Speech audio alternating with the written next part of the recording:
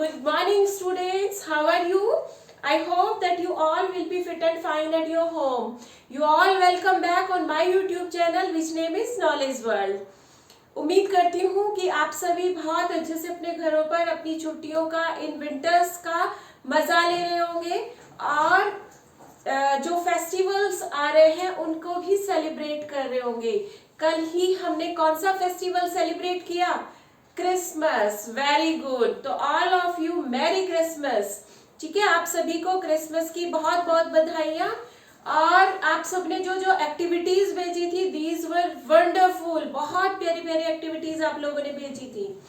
चलिए, अब आने वाला जो हमारा जो फेस्टिवल है वो क्या होगा? न्यू ईयर सेलिब्रेशन, है ना। 2020 was not so good, इतना अच्छा नहीं रहा 2020, क्योंकि देखो हम कब से आप लोगों से मिले ही नहीं है, तो अच्छा कैसे हो सकता है ना। तो उम्मीद करते हैं कि 2021 बहुत अच्छा रहेगा हम सबके लिए। हम वापस अपने स्कूल आएंगे और साथ मिलकर पढ़ाई करेंगे। इसी उम्मीद के साथ आप सबको happy new year in advance. और चलिए अब हम बात करते हैं हमारे आज के चैप्टर की, जिसका नाम है रबर की आत्मकथा। रबर क्या होता है बच्चों? रबर वो होता है जिसे आप डेली यूज करते हैं। सच पूछिए तो रबर और पेंसिल आपके सबसे अच्छे फ्रेंड होते हैं, है ना। क्योंकि पेंसिल जो गलती कर देती है उससे कौन सही करता है? रबर सही करता है। अगर पेन कोई गलती करता है ना तो फिर उससे कोई सही नहीं कर सकता, लेकिन पेंसिल की गलती रबर सही कर देता है। तो रबर देखिए वास्तव में एक बहुत अच्छी चीज है कि हमने कुछ लिखा और हमसे मिस्टेक हो गई, गलती हो गई, तो हम उसे बिना कट किए, बिना उसे खराब पेज को खराब किए उसको ठीक कर सकते हैं। फिर बात करें आत्मकथा। ये आत्मकथा क्या होती है? जब कोई व्यक्ति या कोई अपनी बात, अपनी कहानी अपने आप कहता है, उसको हम कहते हैं आत्मकथा। जैसे मान लीजिए मुझे अपने बारे में आपको कुछ बताना है, अपने बारे में मैंने अपनी कहानी अपनी कोई बुक में लिखनी है, तो वो क्या कहलाएगी? मेरी आत्मकथा कहलाएगी। ठीक है, तो समझ में आ गई कि हमारा आज का चैप्टर क्या है? रबर की आत्मकथा। इसका मतलब रबर जो है वो अपनी कहानी अपने आप हमें सुना रहा है कि मैं कैसे इस धरती पर आया, कहाँ से आता हूँ, किस एरिया में पाया जाता हूँ, कैसे मुझे बनाया जाता है, कैसे किस चीज से मुझे बनाया जाता है, मैं पेड़ से बनता हूँ या कागज से बनता हूँ, मैं कैसे बनता हूँ, ये सब हमें आज कौन बताने वाला है? रबर बताने वाला है। रबर ही अपने बारे में, खुद के बारे में सारी बातें हमें बताएगा। तो चलिए शुरू करते हैं हमारा आज का चैप्टर, जिसका नाम है रबर की आत्मकथा। बहुत ध्यान से सुनना, बहुत ध्यान से एक एक चीज को समझना। फिर आपसे जब मैं क्वेश्चंस पूछूंगी तो आप फटाफट से रिप्लाई करना।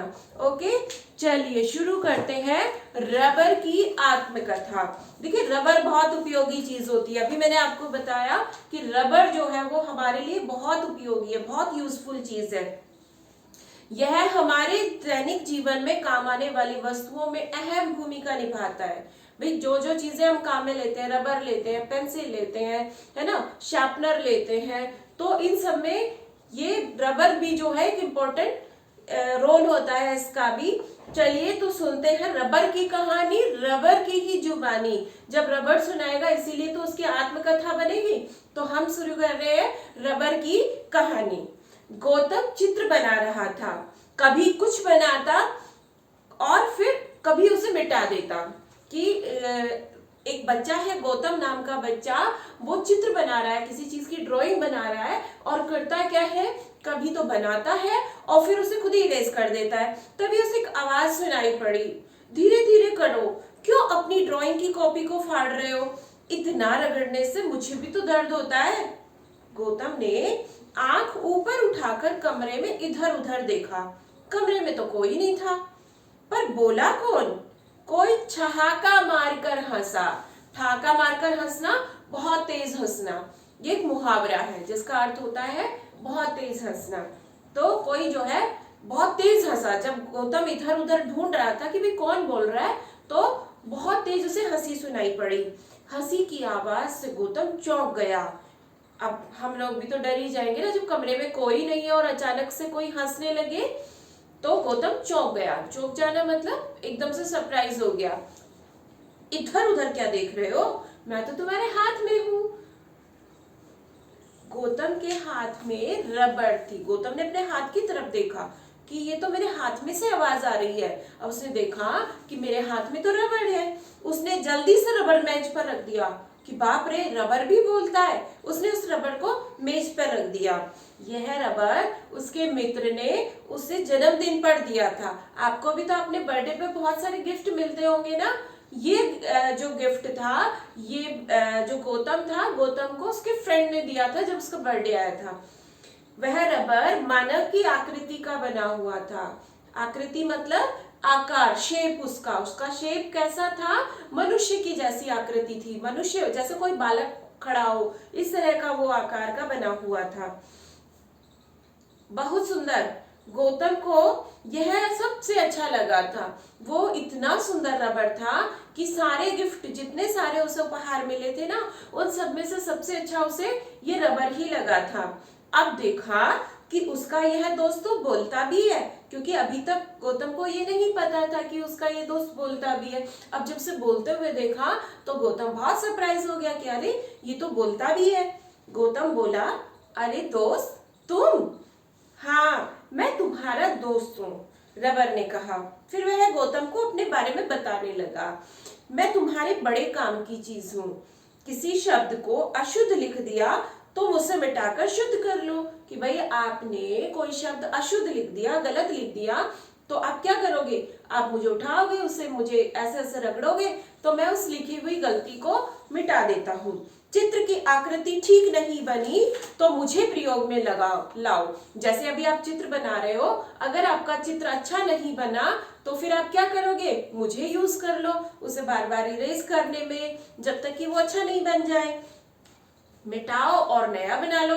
और हाँ, मुझसे बनी गेंद से खेलकर तुम कितने प्रसन्न होते हो कि भाई रबड़ की जो बनी हुई गेंद होती है, सभी बच्चे खेलते हैं उनसे, और गेंद से खेलकर तो सभी बच्चे बड़े खुश भी होते हैं। तुम्हारी बहन की गुड़िया, बत्तख तथा और कई खिलौने मुझसे ही बने हुए होते हैं। अर्थात ये सारी चीजें किससे बनी हुई होती हैं? रबड़ से बनी होती हैं। मुझसे बनी गेंद से ही बच्चे क्रिकेट खेलते हैं। कि जब तुम लोग क्रिकेट खेलते हो तो वहां जो बॉल तुम यूज करते हो, वो बॉल भी किससे बनी हुई होती है? रबर से ही बनी हुई होती है, अर्थात मुझसे ही बनी हुई होती है। मुझसे बनी फुटबॉल और बास्केटबॉल में हवा भरकर लड़के उनसे खेलने का आनंद लेते हैं। कि जब थोड़े से बड़े हो जाते हैं लड़के, तो फिर वो फुटबॉल और बास्केटबॉल खेलते हैं। तो वो जो फुटबॉल और बास्केटबॉल बनी हुई होती है, वो भी किसकी बनी हुई होती है? रबर की ही बनी हुई होती है। बारिश के दिनों में मुझसे ही बने जूते चप्पल पहनकर सब बाहर जाते हैं। क्योंकि प्लास्टिक के जो जूते चप्पल होते हैं, भीग कर खराब होने का डर नहीं होता, इसलिए बारिश के मौसम में हम लोग कैसे जूते चप्पल यूज करते हैं? तो रबर के जूते चप्पल हम लोग यूज करते हैं। और बरसाती पहनकर वर्षा से बचते हैं। बरसाती होती है, एक लंबा सा कोट होता है रबर का बना हुआ, जिसे हम पहन लेते हैं तो बारिश में भीगते नहीं है। ठीक है। तुमने देखा होगा कि डॉक्टर ऑपरेशन करते हुए या बड़े जख्मों पर पट्टी करते हुए मुझसे बने हुए दस्ताने पहनते हैं। जख्म होते हैं घाव। जब किसी को कोई घाव हो जाता है, चोट लग जाती है, तब हम डॉक्टर के पास जाते हैं और डॉक्टर हमारा इलाज करने से पहले रबड़ से बने हुए ग्लव्स पहनते हैं, दस्ताने पहनते हैं। मैं उनके हाथों को सुरक्षित रखता हूँ। बिजली का काम करने वाले भी मुझसे बने दस्ताने पहनकर काम करते हैं, ताकि उन्हें बिजली का करंट नहीं लगे। इसलिए बिजली का जो काम करते हैं वो लोग भी दस्ताने पहनकर काम करते हैं, इससे उन्हें बिजली का झटका नहीं लगता है। साइकिल, स्कूटर, कार, बस, ट्रक, सबके पहियों के टायर और ट्यूब मुझसे ही बनते हैं। अर्थात ये सारे जितने भी व्हीकल्स होते हैं ना, इन सबके टायर और ट्यूब जो होते हैं वो भी किससे बने हुए होते हैं? रबर से बने हुए होते हैं। मुझसे बनी ट्यूब में हवा भर दो तो वह निकलती नहीं है। तुमने देखा होगा कि हवा भरी ट्यूब को कमर में बांधकर लोग तैरना भी सीखते हैं। अगर आप लोग अपने स्कूल में बड़ा सा स्विमिंग पूल है, अगर आप लोगों ने कभी स्विमिंग की होगी तो आपने देखा होगा कि रबड़ की बनी हुई एक ट्यूब सी होती है, उस ट्यूब को पहन लेते हैं तो फिर तैराकी सीखते हैं। क्यों? क्योंकि जो ट्यूब होती है वो पानी में डूबती नहीं है, इसलिए जो बच्चा तैराकी सीखता है तो फिर वो उसमें डूबने का खतरा उसका कम हो जाता है। तो अब तो तुम जान ही गए होगे ना कि मैं कितने काम का हूँ। देखो रबड़ ने अपने बारे में कितनी सारी बातें बताई कि मैं किस किस काम आता हूँ। मैं रबड़ तुम्हारे बॉल्स में यूज होता हूँ, जो तुम्हारी गेंद होती है उनमें काम आता हूँ, फुटबॉल, बास्केटबॉल, है ना। और उसके अलावा गुड़िया जो बनी हुई होती है वो भी प्लास्टिक की होती है, और बहुत सारे खिलौने बनते हैं। तैराकी करने वाले भी रबड़ की वो पहनते हैं, ट्यूब पहनते हैं। इसके अलावा जूते, चप्पल, बरसाती, ये बारिश में जो बारिश का मौसम होता है उसमें काम आते हैं, तो ये भी सारे रबड़ के बने हुए होते हैं। जो डॉक्टर होते हैं वो भी रबर के बने हुए ग्लव्स पहनते हैं। इलेक्ट्रीशियन होते हैं वो भी रबर के बने हुए ग्लव्स पहनते हैं। तो इस तरह से देखिए कितने सारे आइटम जो है हम रबर से बने हुए यूज करते हैं। तो ये सारी बातें किसने बताई? ये सब बातें खुद रबर ने अपने बारे में बताई। गौतम बुद्ध बुदाया, हाँ दोस्त, पर तुम आते कहां से हो? तो रबर ने आगे बताया कि वास्तव में मैं एक पेड़ के रस से बनता हूं। देखिए अब इंपॉर्टेंट क्वेश्चन आया हमारे पास कि रबड़ जो है वो बनता कैसे है। तो रबड़ जो होता है वो पेड़ से बनता है। एक पेड़ होता है जिसमें अलग से प्रकार का रस निकलता है, दूध के जैसा लिसलिसा सा कुछ निकलता है। यह रस दूध की तरह होता है। पेड़ के तने में पहले छोटे छोटे छेद कर दिए जाते हैं। छेदों के नीचे छोटी छोटी बाल्टियां लटका दी जाती हैं, और छेदों में से जो दूध जैसा पदार्थ निकलता है उसे इन्हीं बाल्टियों में इकट्ठा कर लिया जाता है। एक पेड़ से लगभग 3 लीटर दूध निकलता है। कितना दूध निकलता है? 3 लीटर दूध निकलता है। इस दूध को पानी में डालकर उबाला जाता है। इसके बाद इसे मशीनों से सुखाया जाता है। फिर कारखानों में मुझे चादर के रूप में बदल दिया जाता है, और इन्हीं चादरों से मेरे सामान यानी रबर के सामान बनाए जाते हैं। ये सारी बातें रबर ने अपने बारे में बताई कि मैं कैसे प्रोड्यूस होता हूँ। तो रबर ने बताया कि एक पेड़ होता है, उस पेड़ के तने में कुछ छेद कर दिए जाते हैं। उस छेद में से एक लिसलिसा सा पदार्थ बाहर निकलता है जो उस पेड़ का रस होता है, और दिखने में वो कैसा होता है? दूध के जैसा। अब उसके नीचे बाल्टियां लगा दी जाती हैं। वो रस जब टपकता है तो उन बाल्टियों में इकट्ठा होता जाता है, और फिर उन बाल्टियों का जो दूध होता है, इनको बाल्टियों में इकट्ठा करने के बाद इसे दूध को पानी में मिलाया जाता है, और फिर उसे खूब उबाला जाता है। फिर उसे मशीनों से सुखाया जाता है। एक पेड़ जो है वो लगभग 3 लीटर के करीब दूध जो होता है ये देता है। फिर कारखाने में उसे सुखा लिया जाता है मशीनों से, और उसके बाद उसकी चादर जैसी लंबी परत बना दी जाती है, और फिर उससे अलग अलग आइटम्स जो है वो बनाए जाते हैं। गौतम ने रबर को हाथ में उठा लिया, इसे इधर उधर घुमाया, कुछ सोचते हुए मुस्कुराया, फिर बोला, रबर महाराज, आप मिलते कहाँ हैं? आपने अपना पता तो बताया ही नहीं कि भैया कौन सी जगह पे होते हैं, आपके पेड़ कौन सी जगह पे मिलते हैं जहाँ पे आपको बनाया जाता है। रबर ने ठहाका लगाया। ठहाका लगाना मतलब बहुत जोर से हंसना। हा हा हा हा। मेरे पेड़ अधिकतर दक्षिण भारत में, जो साउदर्न इंडिया है ना बच्चों, नीचे केरला, कर्नाटका, उस साइड में, ठीक है। तो कहता है कि मेरे अधिकतर जो पेड़ है वो दक्षिण भारत में, और इसके अलावा जो 7 सिस्टर्स वाला एरिया है उधर असम और त्रिपुरा राज्यों में पाए जाते हैं। वहां घूमने जाओ तो मुझसे मिलने जरूर आना। ये कौन कह रहा है? रबर कह रहा है। किसको इनवाइट कर रहा है रबर? गौतम को इनवाइट कर रहा है कि भाई कभी तुम असम आओ या त्रिपुरा आओ, या फिर जो साउदर्न वाले स्टेट है, केरला है, तमिलनाडु है, ठीक है, कर्नाटका है, आंध्र प्रदेश है, ये वाले जो एरियाज है, इनमें अगर कभी तुम आते हो तो मुझसे मिलने जरूर आना। तो ये था हमारा चैप्टर रबर की आत्मकथा। देखिए किस तरह से रबर ने अपने बारे में हमें बताया कि मैं कैसे प्रोड्यूस होता हूँ, क्या क्या चीजें मुझसे बनती है, कहाँ पर मैं पाया जाता हूँ। 3 इंपॉर्टेंट क्वेश्चन बन गए हमारे पास। पहला क्वेश्चन बनता है कि रबर की बनी हुई चीजें कौन कौन सी है, तो आपको ये सारी चीजें याद रखनी है, कौन कौन सी चीजें बताई। उसके बाद दूसरा क्वेश्चन बनता है रबर किससे प्रोड्यूस होता है, तो पेड़ से प्रोड्यूस होता है, पेड़ से बनाया जाता है। और कैसे बनाया जाता है, तो वो उसका पूरा प्रोसेस की बाल्टियां लटका दी जाती है, रस इकट्ठा किया जाता है, उसके बाद पानी मिलाकर उसे उबाला जाता है, फिर मशीनों से सुखाया जाता है और उसके बाद उसे चादर के रूप में लंबा बना दिया जाता है।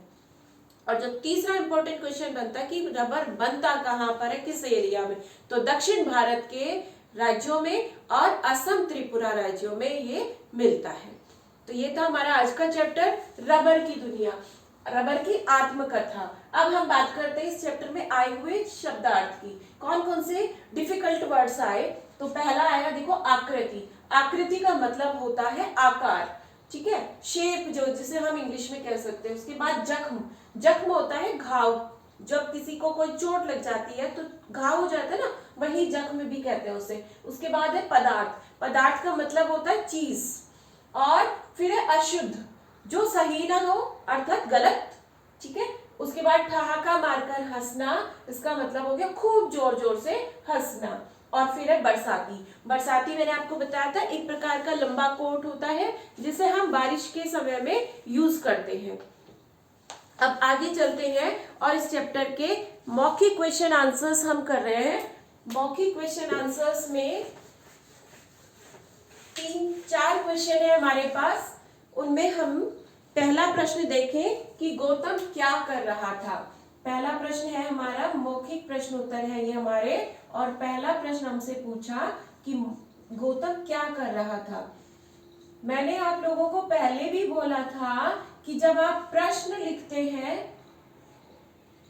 उत्तर लिख देते हैं, प्रश्न नहीं लिखते हैं। बच्चों प्रश्न लिखना भी इंपॉर्टेंट है, जब प्रश्न ही नहीं पता होगा तो फिर उत्तर कैसे याद करेंगे। इसलिए जब भी आप प्रश्न कोई उत्तर लिखते हैं ना, उसके साथ उसका प्रश्न जरूर लिखें। तो प्रश्न एक है हमारा कि गौतम क्या कर रहा था, तो मैं उत्तर लिख रही हूँ कि गौतम जो है वो चित्र बना रहा था, चित्र बना रहा था। फिर है प्रश्न नंबर 2। प्रश्न नंबर 2 में हमसे पूछा कि फुटबॉल और बास्केटबॉल में क्या भरा जाता है। तो आपको पता ही है कि फुटबॉल और जो बास्केटबॉल होती है उसके अंदर क्या भरी जाती है, हवा भरी जाती है। Very good. फिर है प्रश्न नंबर 3। प्रश्न नंबर 3 में हमसे पूछा कि ट्रक के पहियों के टायर किस चीज से बने हुए होते हैं। अब तो सबको पता चल ही गया होगा ना कि ट्रक के टायर किससे बने होते हैं, रबर से। Very good. लास्ट क्वेश्चन है रबर किन किन राज्यों में पाया जाता है, तो उत्तर हो जाएगा हमारा प्रश्न नंबर 4 और इसका उत्तर हो जाएगा असम और त्रिपुरा राज्यों में, ठीक है, असम और त्रिपुरा। नीचे वैसे तो दक्षिण भारत में के जो राज्य हैं वो भी इसमें आएंगे, लेकिन हम यहाँ पर सिर्फ यही लिखेंगे असम और त्रिपुरा राज्यों में, राज्यों में भी लिख दीजिए इसके साथ। यस, तो ये था हमारा आज का चैप्टर जिसमें हमने रबर के बारे में पढ़ा। उसके बाद हमने इसके शब्दार्थ किए प्लस मौखिक प्रश्न उत्तर कर लिए।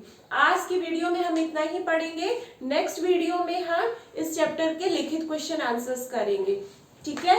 आप इस वीडियो को ध्यान से देखना, सुंदर हैंडराइटिंग में अपना काम करना, और वीडियो पसंद आए तो उसे लाइक करना नहीं भूलना, ठीक है बच्चों। ओके।